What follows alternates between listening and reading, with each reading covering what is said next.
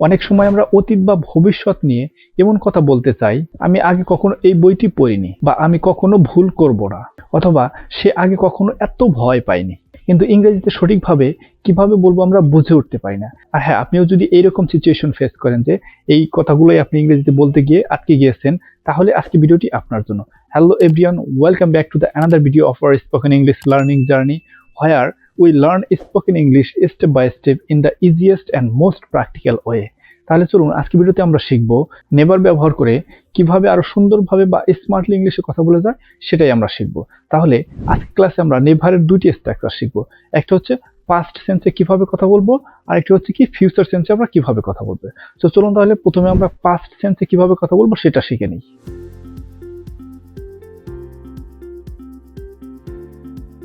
তাহলে দেখেন, আজকে ক্লাসে আমাদের প্রথম স্ট্রাকচার মানে অতীত সেন্সে আমরা কিভাবে কনভারসেশন করব, তার সিচুয়েশন এবং স্ট্রাকচার। দেখেন, সিচুয়েশনটা হবে কি, অতীতে কিছু ঘটেনি এরকম ধরনের সিচুয়েশনে আমরা কনভারসেশন করব এই স্ট্রাকচার ব্যবহার করে। দেখেন, subject plus had plus never plus PB third.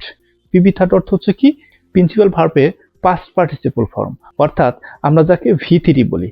চলুন এখন আমরা এই সিচুয়েশনে এই স্ট্রাকচার ব্যবহার করে কিভাবে খুব সুন্দরভাবে ফ্লুয়েন্টলি ইংরেজিতে কথা বলতে পারবো সেটা শিখবো এখন কিছু রিয়েল এক্সাম্পলের মাধ্যমে।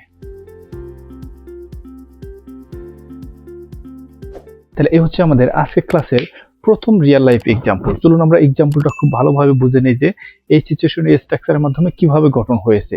দেখেন, I had never read this book before. কি বলছি? I had never read this book before, আমি আগে কখনো এই বইটি পড়িনি। দেখেন, আমাদের সিচুয়েশনটা হচ্ছে কি যে অতীতে কিছু ঘটেনি এরকম ধরনের কথা আমরা কিভাবে বলবো, এই নেভারের স্ট্রাকচার ব্যবহার করে। আই থিঙ্ক আপনারা এখন একটু বুঝতেছেন যে নেভারের স্ট্রাকচার ব্যবহার করে কিভাবে স্মার্টলি ইংলিশে কথা বলতে হবে। তো চলুন আমরা আরো কিছু রিয়েল লাইফ এক্সাম্পল দেখি।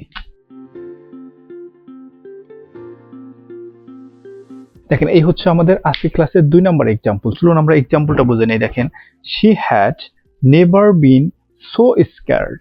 কি বলছি দেখেন, একটু সহজভাবে বোঝেন। She had never been so scared, সে আগে কখনো এত ভয় পায়নি। দেখেন, অতীতে ভয় পায়নি, অতীতে কিছু ঘটেনি এরকম ধরনের সিচুয়েশনে। তো আশা করি আপনারা এখন পুরোপুরি ভাবে বুঝতে পারছেন যে এই সিচুয়েশনে এই স্ট্রাকচারের মাধ্যমে কিভাবে সেন্টেন্স তৈরি করে স্মার্টলি ইংলিশে কথা বলতে হবে। তো চলুন এখন আমরা ফিউচার সেন্সে কিভাবে কনভারসেশন করতে হবে সেটা শিখব।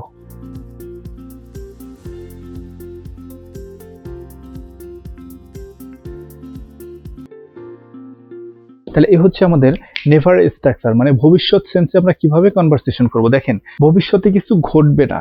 কি বলছি? ভবিষ্যতে কিছু ঘটবে না এরকম ধরনের সিচুয়েশনে কিভাবে আমরা কনভারসেশন করব। তার জন্য স্ট্রাকচারটা হচ্ছে কি, subject plus will plus never plus PB first.